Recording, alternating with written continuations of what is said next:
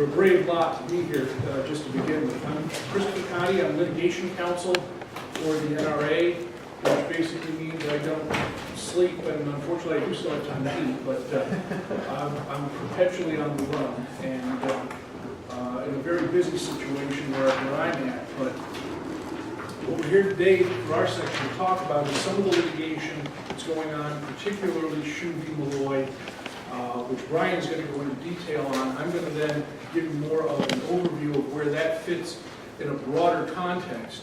But to the extent that the Supreme Court has found that the Second Amendment does in fact protect a fundamental individual right, where does it fit in society? And that's really what all of the litigation that's going on right now is all about.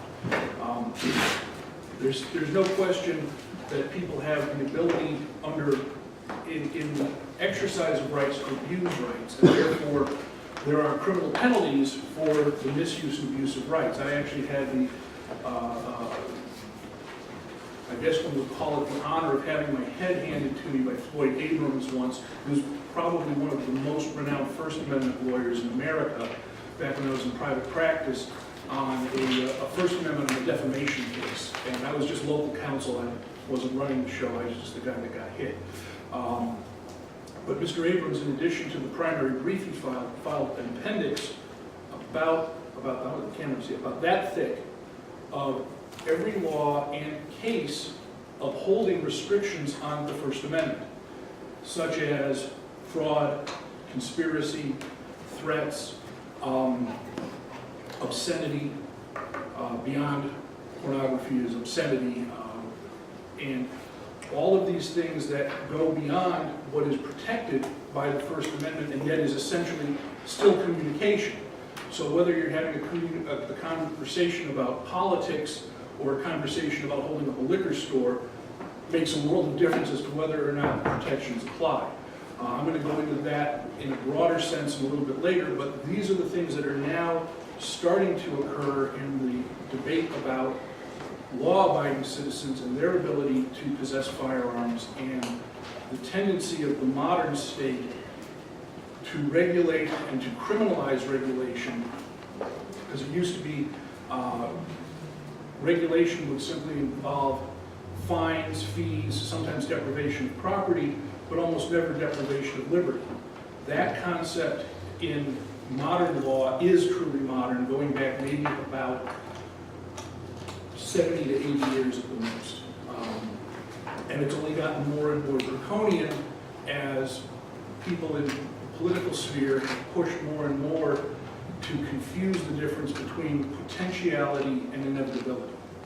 Now, Chris, can I interrupt? Sure. Because I want to let the class know who you are, where you're from, Okay. and how important you've been to my practice. Sure. In the last 6 years. I've given the class. Praised, Yeah, no, and I want to do that because it's important, as Mr. Cordino said, to know who's talking and what they're about. And I have given the class a background where I've been involved in firearms issues for about 6 years.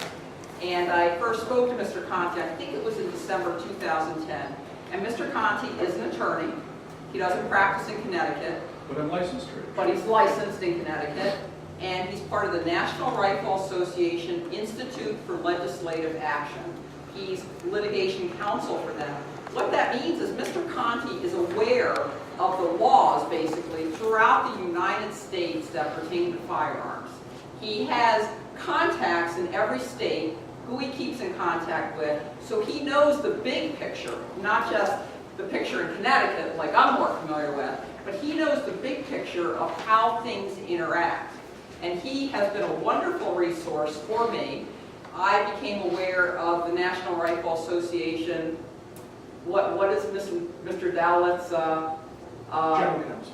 Yeah, but what is the Civil Rights Defense Fund? Civil Rights Defense Fund, and they meet once every 4 months, and they will fund certain cases of attorneys who they think are involved in cases that will, are important, have brought up important issues. And I've had several cases funded by this fund, and Mr. Conte was very helpful in directing me and guiding me through that process. But the important part about having him here is He can put together all the pieces of the puzzle nationally and know what cases are coming out of what jurisdictions and how they affect each other. It's not just by accident that cases like District of Columbia versus Heller and McDonald versus City of Chicago get to the Supreme Court. It's not just an accident. It's a part of a planning process and working within the system to clarify rights, to get the important cases that have the most merit before judges to make the law. And Mr. Conte is crucial in that at a national level, and I'm so pleased that he came here today, and I feel so supported that he's here today, and he has a lot to offer. Did I leave out anything? Good looking. Okay. And Attorney Brian Stapleton, there's an article up there about him, and it kind of says it all. It's actually on Blackboard. You can click in and see the whole thing at your convenience. But again, he's involved in the most important firearms litigation in Connecticut right now. It's getting a lot of attention, a lot of press, a lot of work has been done in this case, and there's a lot of support to it. And again, to have him here to tell us about this is not something that everybody has access to, and I very much appreciate him coming up too. Okay, go ahead. I just wanted to lay a background. Good. Well, and I don't mean to go on much longer at this point. I'm going to come back up after Brian has spoken. But just a couple of things playing off of and illuminate what Ms. Baird said. The litigation we engage in is not purely the Second Amendment. There's foundational work, and this is something that I'll comment on in greater detail later. First Amendment, Fourth, Fifth Amendment, 14th Amendment due process are all parts of how any right is incorporated and engaged in. And then you have, in addition to the Constitution, you have enabling legislation. Brown v. Board of Education set a standard that said separate is not equal, okay? But it wasn't until the amendment in 1964 to the Civil Rights Act that it actually said places of private business cannot deny persons of color service, okay? And then most of the litigation of that body of work came not really from directly, it was inspired by Brown and a host of other cases, but it came from the enabling legislation predicated on the constitutional ruling. And so you have this, it's a line, but that line is a string, it's not a stick, and it doesn't push itself forward. Court rulings are important, but they don't push themselves forward on their own. And right now what we have in our situation is a body of law that you have criminal laws and you have regulatory laws sometimes with criminal consequences, and then you have a constitutional right that is reserved to persons who do not have an extensive criminal record of a disabling crime, and there are some issues as to what is appropriate even in that category, because I've known people and represented when I was in private practice, represented people who had disability to own a firearm, and you hear what their record was, and you're like, that's just goofy. It's not a rational thing for that particular infraction to constitute a lifetime ban on your ability to defend yourself. But that said, this is the background of what I work with, what we're working with, and I work also regularly with, not at the national level, but with state chapters of the ACLU, with the National Association of Criminal Defense Lawyers, with a lot of organizations that are considered to be left of center politically, and we don't necessarily get our picture taken together at parties or anything like that, but we do a lot of work together, and we have in fact filed amicus briefs in cases brought by the ACLU recently on the NSA suit about the internet spying and interception of phone calls and whatnot. We filed a brief in that case because these are issues that form a backdrop and a foundation for rights in general. The Connecticut case that Brian is going to talk about, let me also start by saying I've known Brian for 7 years, and as with a lot of attorneys that I've come to know and work with, it was somewhat surreptitious that we met. And when you talk about the strategy and the planning that goes when Ms. Baird did, of how cases come forward. There's a lot of planning, but there's also just a lot of pick up and run with something that's dropped in your lap. I would be lying to say that we were in perfect lockstep with Alan Gura in the bringing of the Heller case.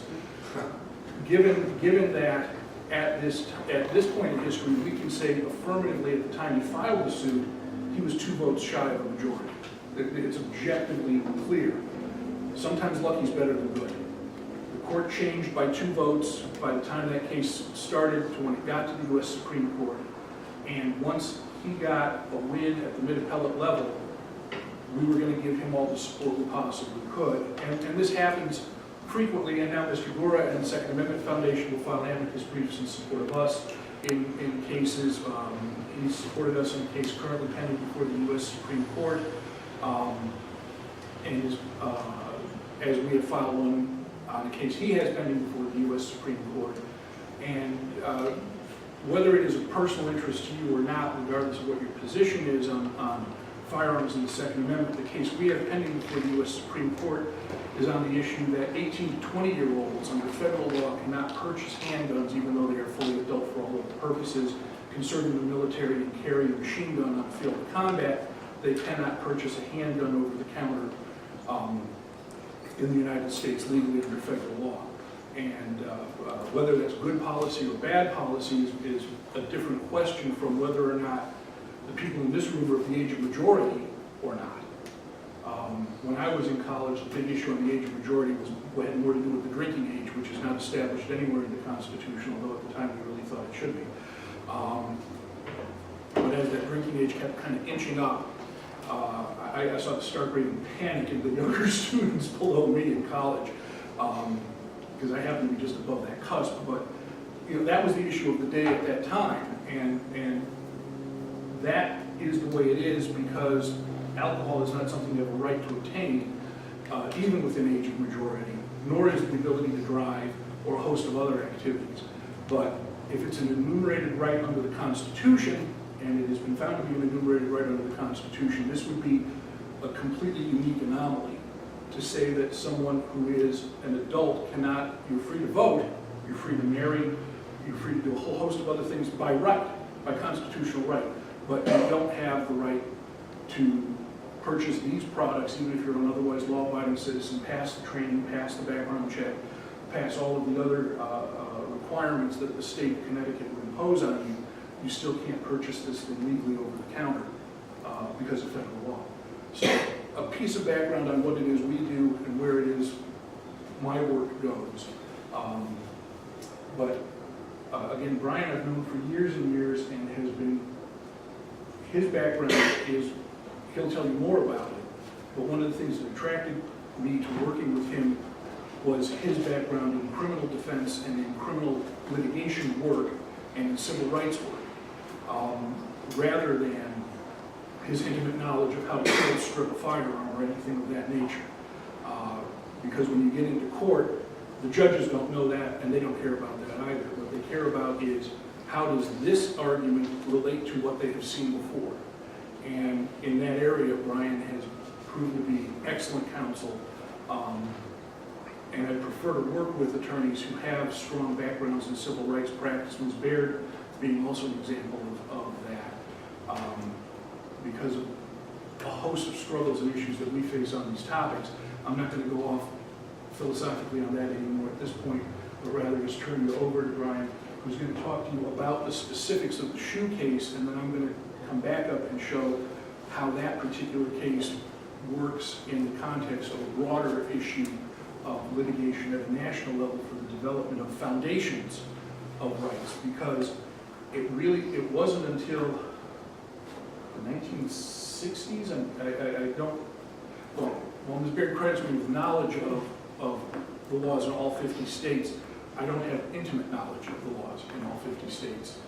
That's my spare brain in the briefcase there. I plug into that when I need to recall things. But it wasn't until the 1960s that anti-miscegenation laws were actually stricken. Laws against interracial marriage were actually stricken because you had to have a foundation that started with cases like Plessy v. Ferguson, then Brown v. Board of Education, then the Civil Rights Act, then all of the litigation that flowed from that, until you got to a point where you said, this is ridiculous. This is ridiculous. And for those of you who are following gay rights and gay marriage issues, a lot of that has happened today relates back to the striking of the anti-miscegenation laws, which again relate back over generations. So it's not something that happens instantly. It takes time, it develops slowly, and it's all interrelated. And with that, I'm going to let you hear from Brian, who's going to take you deep into the weeds of the specific case of Maryland. Thank you, Chris. I can address that from work I've done. Just super briefly, long before Heller became law constitutionally, DC had effectively a complete ban on the private possession of handguns, and yet you would see regularly cases of an individual, usually with a criminal background, being charged with homicide and presenting self-defense. Quite frankly, it was a drug dealer being attacked by someone else who wanted their drugs and money. And they used a gun to defend themselves. They were violating a host of laws and possessing the gun. Frequently had a prior felony conviction. The possession of the gun itself was illegal. They were, and I'd see these cases over and over and over again, and generally what came of the case was jury acquits on murder and convicts on multiple gun charges.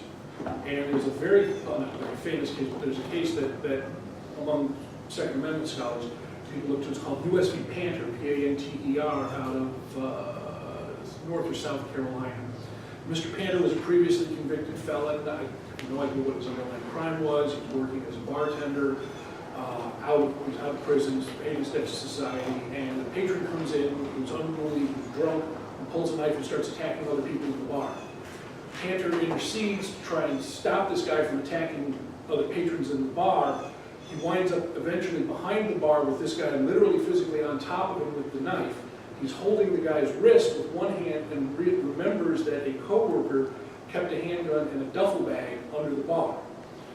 Panter reaches in, finds the gun, shoots the guy literally right over him with the knife, and then drops the gun.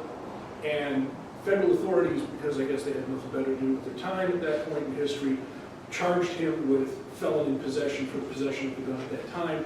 And the circuit court, not the Supreme Court, but the circuit court, which is district court, which is trial level, federal district court's trial level.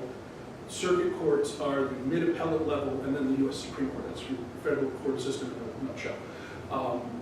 Ruled that under necessity, they couldn't charge him under that circumstance with felon in possession because he only had the gun for the moment he needed to defend his own life, and even as a felon, he has the right to defend his own life.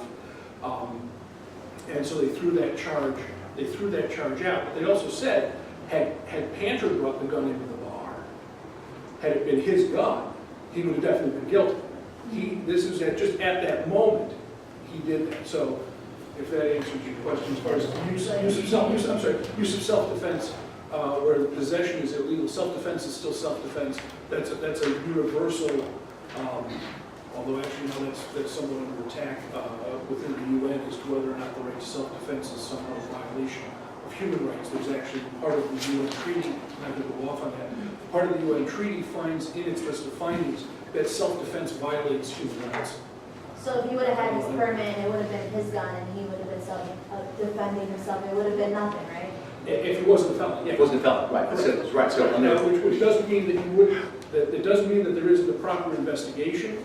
That a lot of times, I don't know if there's ever been a homicide case where the defendant didn't claim self-defense. The problem, though, with going forward on a self-defense claim, and we're not, it's beyond the scope of what we're discussing today, is when you plead self-defense in a court of law, you're giving away most of your defenses. Because you're saying, I was there. It's not like, oh, it was somebody else, I wasn't even there. You're saying, I was there, and I did it, and I did it on purpose. So you're giving the state 90% of the case, and when you claim that. And even when it's true, when it is in fact self-defense, and self-defense isn't always the done by people with professional records. A couple of things I want to add by way of supplement to what Brian had said.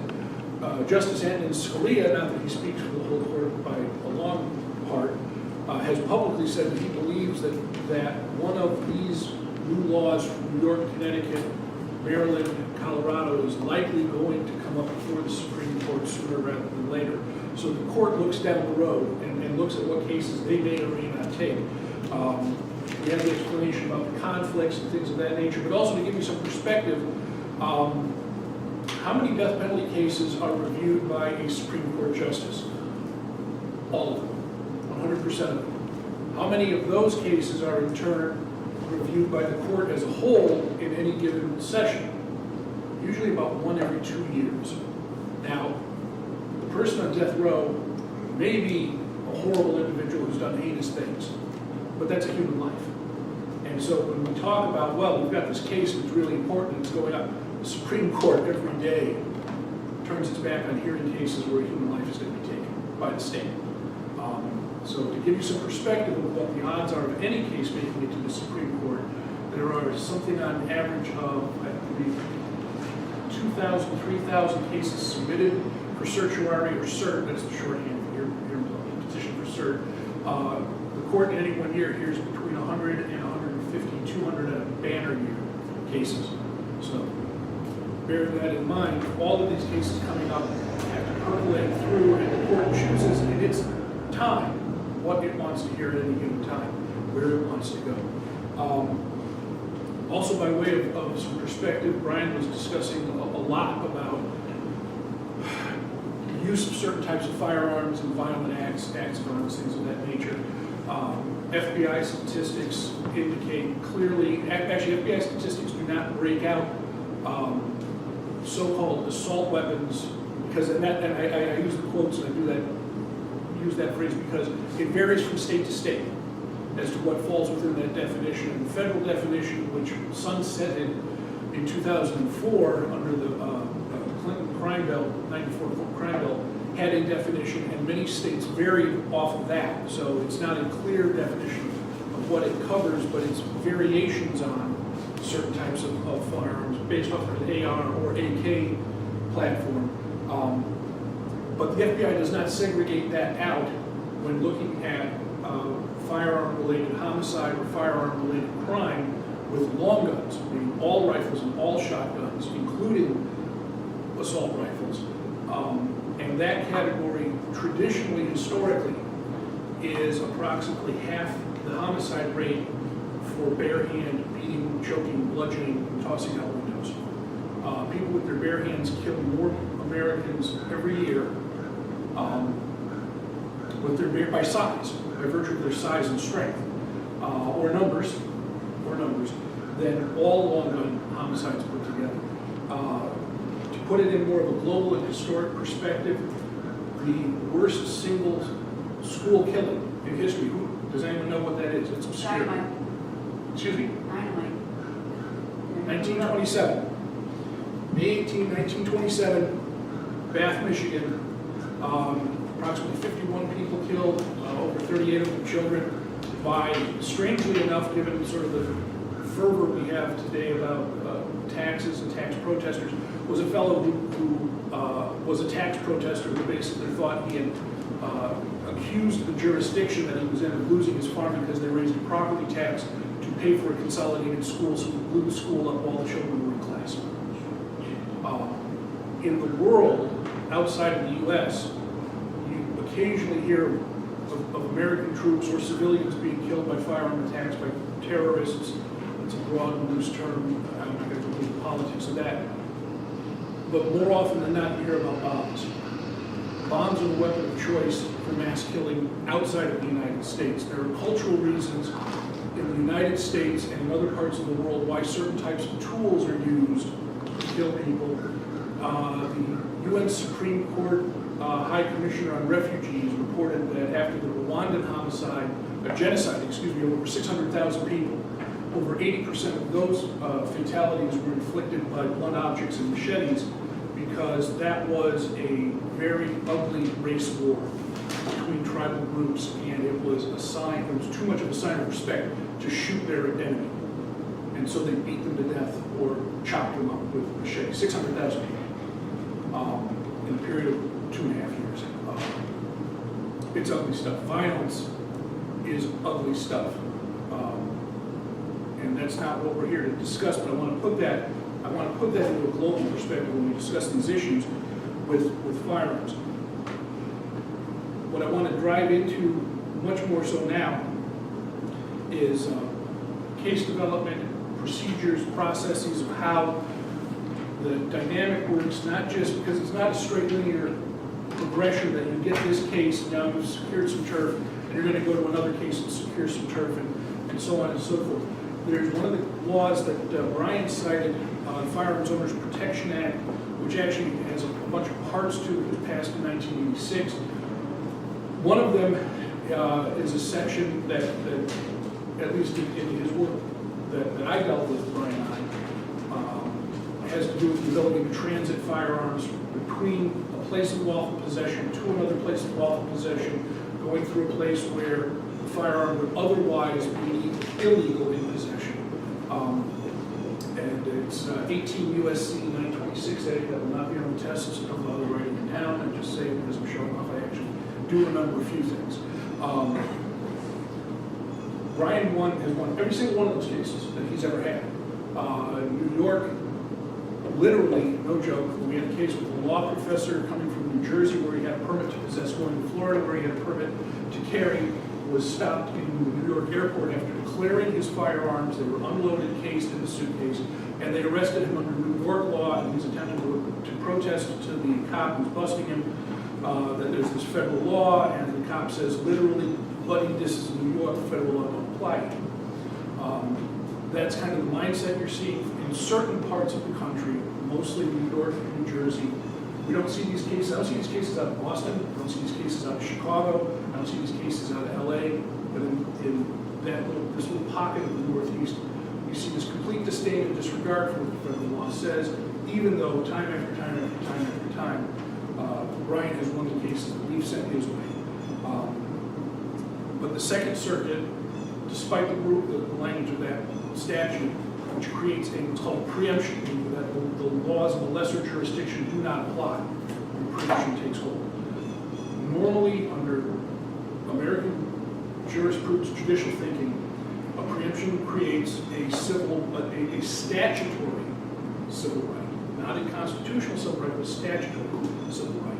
The Second Circuit said in a case that we brought up after getting tired of having Brian do this over and over again, we brought a case forward in the Second Circuit, and they said, well, it doesn't create an actionable right, meaning you can't recover for the time and the hassle, the expense. Brian's not either free or cheap, he's just very good. You can't recover that against the law enforcement, even though they know they're not supposed to be doing this. Recently, a Third Circuit court said, in essence, that the law doesn't apply for airline travel, period. The law doesn't say that. You can't find anywhere in the law that it says that. So there is a dynamic that goes on between the legislature. It's a dialectic. For those of you who didn't fall asleep during political theory class, between the legislatures and the courts. And the legislature passes laws, courts interpret those laws. If they get it right, life goes on. If they get it wrong, it's supposed to go back to the legislature, not automatically. The legislature has to choose in its own time to pick it up and make changes to clarify, to tell the court you got it wrong. Now to move on to the core of what I want to discuss, which is how these things fit together in a broader political context, and for all the accolades that Ms. Baird and Mr. Stapleton heaped on me, I'm not doing anything new. My playbook is the NAACP's playbook. My playbook is the ACLU's playbook. My playbook is Land Defense's playbook. The way cases are brought forward and law is developed in courts and in legislatures, particularly in the area of rights, follows a rather fixed path. And understanding how that works is an understanding of social change and development of what is or is not acceptable within a society. And to get back to a core element, this is something that Baird asked me to specifically address, is the nature of rights within the Bill of Rights. The Bill of Rights is a fundamentally anti-democratic structure inside of a constitutionally limited democratic republic. Okay, we elect our representatives directly, that's the democratic part. They then representatively pass laws, which we'll grouse about, and if we grouse enough, we vote about an office. But the concept of rights within the Bill of Rights are things that the majority can't control, because there are many ways you can have totalitarianism or despotism. Only one of them is with a dictator. The other is called mob rule. And we've seen rushes to judgment in many situations in modern life now. There's always the trial of the day, the trial of the century, the trial of the decade. What's interesting, for those of you who just love the trial of the decade, is there have been about, in the last 10 years, about 40 trials of the decade in the last 10 years. And if you go back 100 years, you have trials of the decade, trials of the century that go back that far. Everybody remembers the O.J. Simpson trial, right? Okay. 70 years prior to that was the Lindbergh baby kidnapping, which captured the nation, captured the imagination of people. People were certain that certain things were or were not. But what I'm saying is, it's not new. It's not new. The Bill of Rights was created at the time not specifically to protect a racial group, a gender group, a religious group, or any one specific group. It was, to put it, strip it down to its bare bones, the Bill of Rights was created along the whole of the Constitution by landed white men, generally over the age of 30. And why would they build this structure? They built it in because politically they understood that at any moment, that small elite group, 49% of them could be at the whim of 51% of them who just won the last election. That's at its core what it's about. And this is an area for individual rights that the majority cannot tread upon. And so they're always unpopular.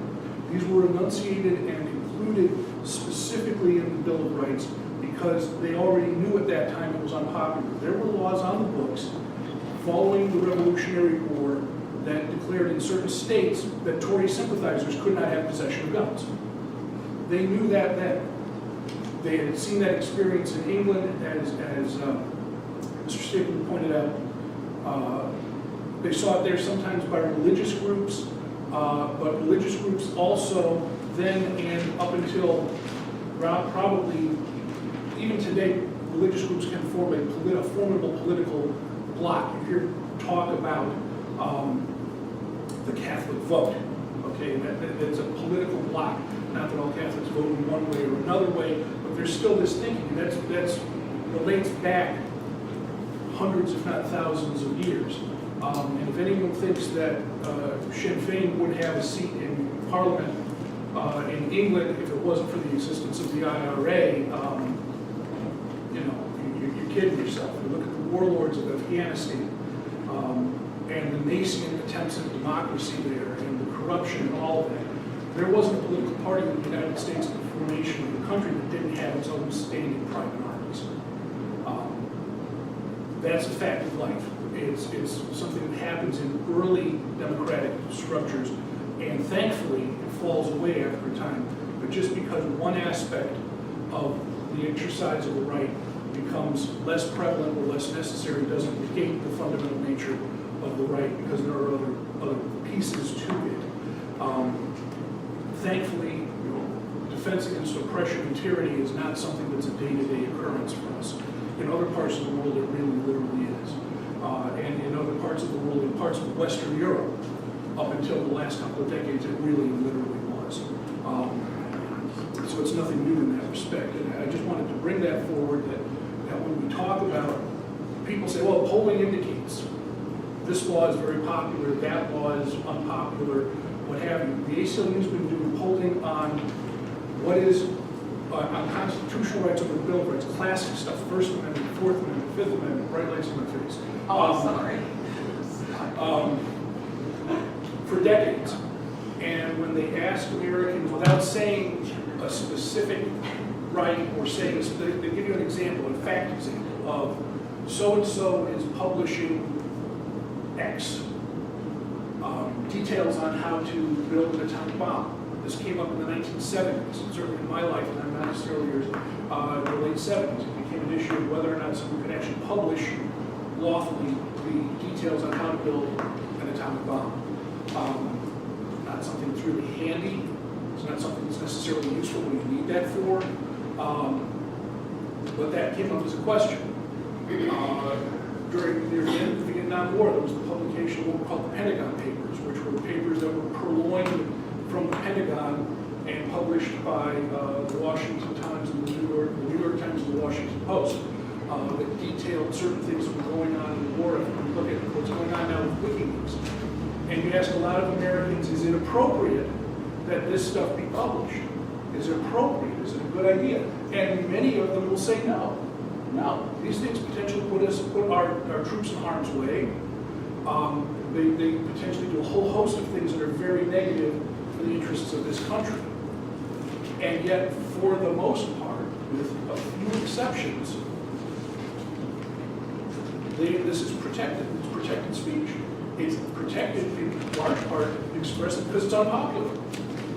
And so I just wanted to give you that concept that individual rights, even within a democracy may be the best way to protect the rights of the individual, but not without certain curtailments of the power of democracy, because otherwise what you wind up with is mob rule. When you look at any issues today on almost any subject, that some incident happens, it's reported in the media, people are inflamed going one way, a new piece of information comes out, and their passions shift in a different direction. They go from blaming one party or player to another party or player, and the facts continue to only very slowly come out. The Navy Yard shooter, it turns out, didn't even have an AR, he had a shotgun. Vice President Biden's weapon of choice, and he did horrible things with it. But ultimately, in those instances, it's the tool is a tool. It's a force multiplier. It's what the person holding it does with it.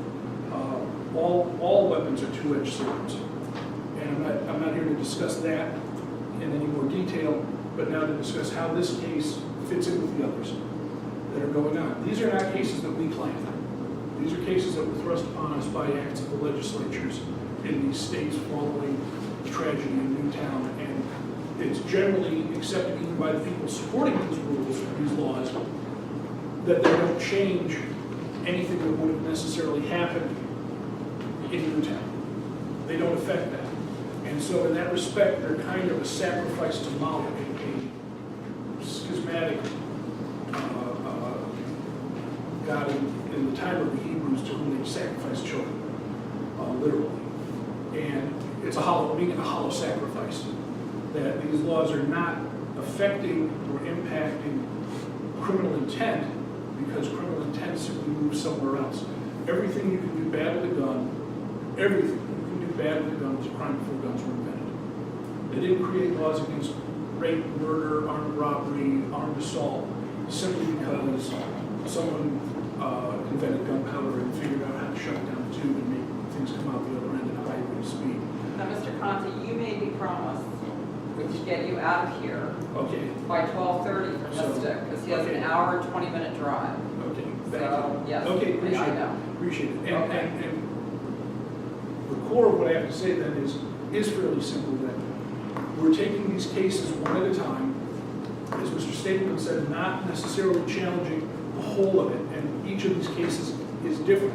Aspects of the cases are being tried with targeted emphasis on how they will work. And an example of this, not related to these cases specifically, but a series of other cases where the lawsuit for the Heller case then gave rise to the McDonald case. You had the constitutional finding it's an individual right. Does that federal constitutional right apply through the 14th Amendment to the states? McDonald said yes, it does. So now in the states, the question becomes, what is the extent of inherent police power? This is a culturally difficult issue to take because the regulation of firearms in particular has a long and strong history. It also has a long and strong history of being racist and classist in the extreme. In Florida in the 1920s, the Florida State Supreme Court, in a case challenging their rule that only the sheriffs issued carry permits. If you didn't have a carry permit, you couldn't carry a gun. And the sheriffs were awarding permits based on what they thought was an appropriate person to carry a gun. A fellow was arrested for carrying a gun who didn't have a permit and happened to be a man of color. And the Florida State Supreme Court said, we will countenance a challenge to this law when it is brought by a white man. That's in the record. It's 1920s. Okay, it's within the last century.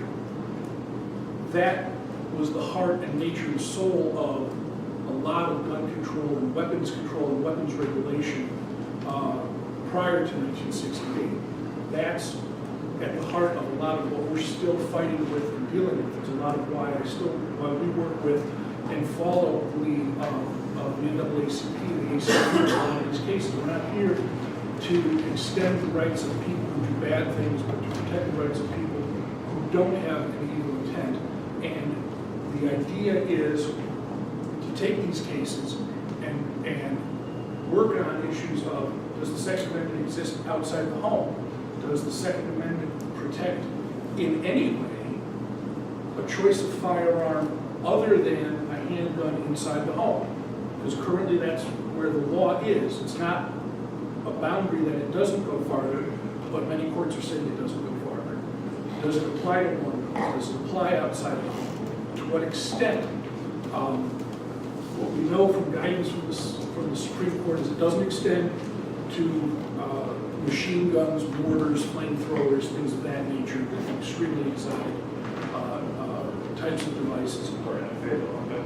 Excuse me? Some of those are NFA stuff, and there's an esoteric conversation for folks who are way into gearhead gun stuff about whether that was even an appropriate ruling in context of Miller, but so these things build on each other and they move gradually and slowly with each other, and they also have an importance in that with cases that are brought in different circuits, getting that circuit split that Ms. Baird was pointing out previously is a factor, it can be an important factor in getting the Supreme Court to rule, and then moving from that. When we look at the regulation after Roe v. Wade struck down bans on abortion, what you have were many states, still to this day, many states heavily regulating access to abortion, doing things that increase the cost and availability and access to abortion. And you still regularly today have these cases. You still regularly in the Supreme Court have First Amendment cases. What a lot of people also don't understand on the historic perspective is the Bill of Rights was in place for 125 years before any portion of it was ever cited by a court. So before it ever had, it was 125 years from passage until any court recognized it had any bearing on limiting the power of government. That was the First Amendment case. Right now, I know Ms. Baird is involved with a case with Mr. Peruta in California, where the media, where local law enforcement is again attempting to regulate the First Amendment by saying that only government-issued press credentials constitute valid press credentials.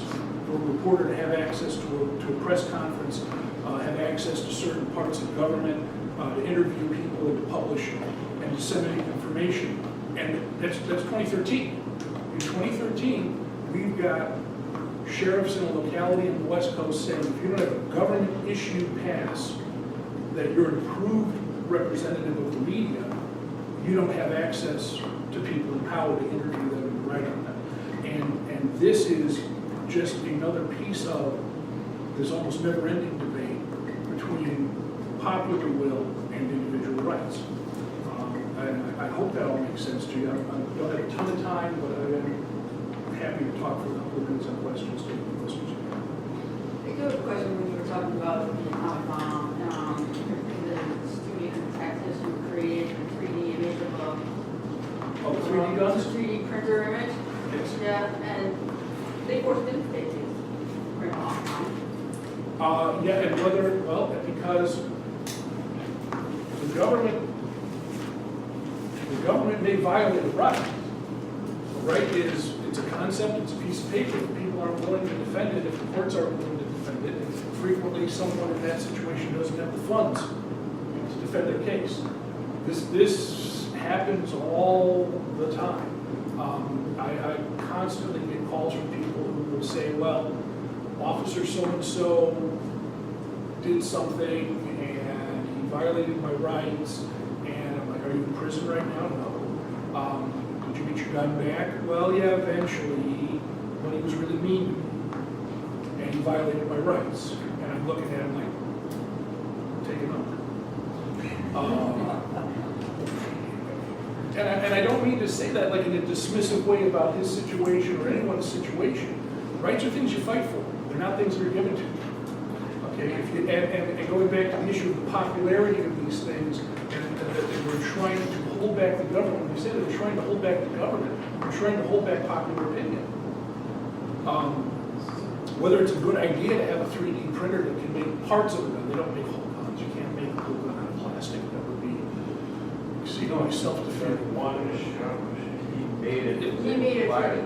Yeah, it was able to fire, but he had a metal barrel, and he had metal internal working parts, and they were machining down a normal machining So process. here's the nice thing, you can make a gun out of fibers. Yes, yes, the infamous stick gun, and another thing, and I'm just sort of hoping we close on this one because I do have to run away, is Einstein didn't have to be warned for guns to exist. Everything about firearms is predicated on organic chemistry that is about 1,500 years old, Newtonian physics, and the Industrial Revolution. It's just burning powder that creates a fast expansion of gas, put it in an enclosed area that's strong enough to, if it's not strong enough to hold the charge, it'll be a firecracker or a pipe bomb. If it's strong enough to hold the charge and you leave one end open and then plug it with something that can move, a rock, eventually a bullet, some projectile, you have a primitive form of firearm. You take the force created by that explosion and put it into a platform where there's a spring behind the device and a thing that feeds with a piece of sheet metal and a spring that feeds the ammunition up, and you have a semi-automatic firearm. And in fact, with fewer parts, you have a machine gun. There's no magic. There's no magic wand involved with this stuff. In Pakistan, on the Afghan border, there are people there who literally, with rocks and hand tools, been making machine guns for the last 50, 60 years.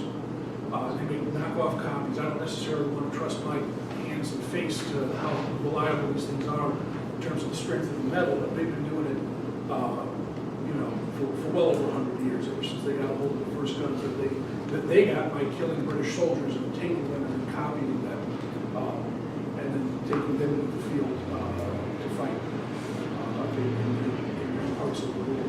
There's nothing new or exciting about this. At the end of the day, it's all about